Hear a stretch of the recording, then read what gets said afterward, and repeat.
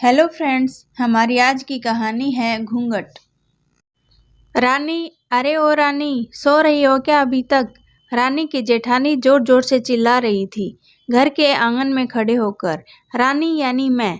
तभी मैं भागती हुई अपने कमरे से निकली और बोली, दीदी मैं आ गई। जेठानी बोली, रानी तुम्हारा नाम रानी है, तुम रानी नहीं हो। मैंने तुम्हें रात में ही समझाया था कि सुबह को जल्दी उठ जाना। तुम्हारी मुंह दिखाई की रस्म है। मैंने बोला कि दीदी रात को नींद ही नहीं आई, नई जगह है और मन में थोड़ा डर था कि सुबह आंख नहीं खुली तो। रजनी दीदी हंसती हुई बोली, रानी मेरी प्यारी देवरानी, जल्दी से घूंघट कर लो, अगर माँ जी आ गई तो हंगामा हो जाएगा। मैंने घूंघट किया ही था, तभी माँ जी वहाँ आ गई और कड़कड़ाती आवाज में बोली, चलो अब क्या यहीं गपशप मारती रहोगी तुम दोनों? हमें चलना शुरू किया ही था, तभी माजी ने रजनी दीदी के कंधे पर हाथ रखा और बोली, पता है ना कहाँ से जाना है और कैसे जाना है? माँ जी ने बोला कि जब भी कोई बड़ा तुम्हारे सामने खड़ा हो तो हमेशा घूंघट में रहना और कम से कम अपने बड़ों के सामने आना, और बिना घूंघट के तो कभी नहीं। रजनी दीदी कुछ बोली ही नहीं, बस अपना सिर हिलाकर हाँ बोल दिया। मैंने भी बस अपना सर हाँ में हिलाया। माँ जी के जाने के बाद मैंने पूछा, रजनी दीदी आप तो स्कॉलर हो और इन सब चीज़ों को कैसे निभाते हो?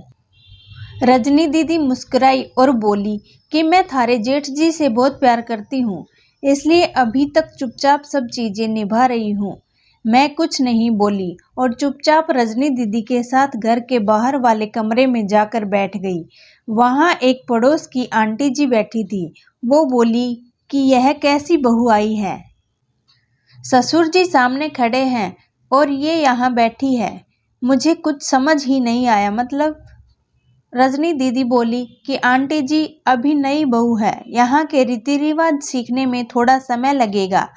रजनी दीदी मुझे वहाँ से उठाकर मेरे कमरे में छोड़ेगी।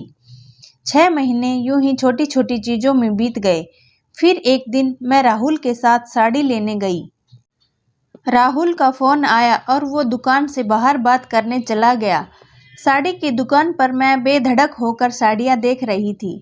तभी साथ में बैठे हुए अंकल जी खांसे, 1 बार, फिर 2 बार, फिर 3 बार।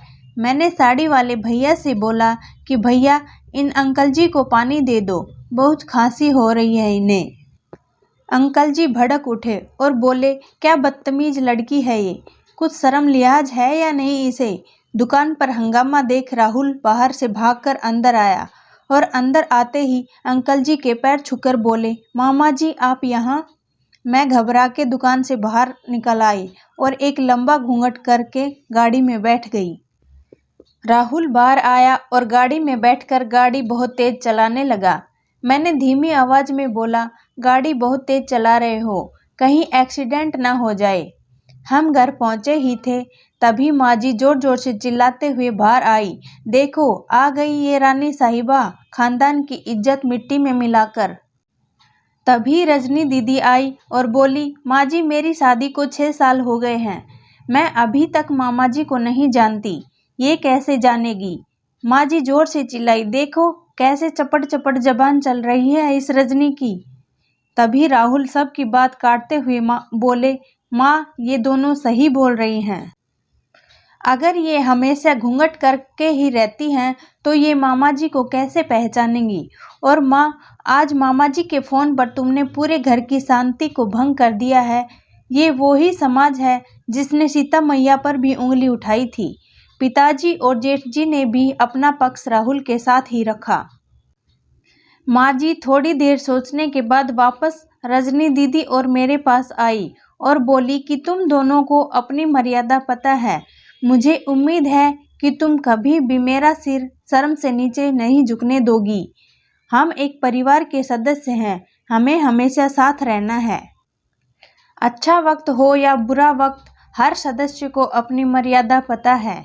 माँ जी ने मुझे और रजनी दीदी को गले लगा लिया। तो दोस्तों, ये कहानी आपको अच्छी लगे तो वीडियो को लाइक और चैनल को सब्सक्राइब ज़रूर करें। धन्यवाद।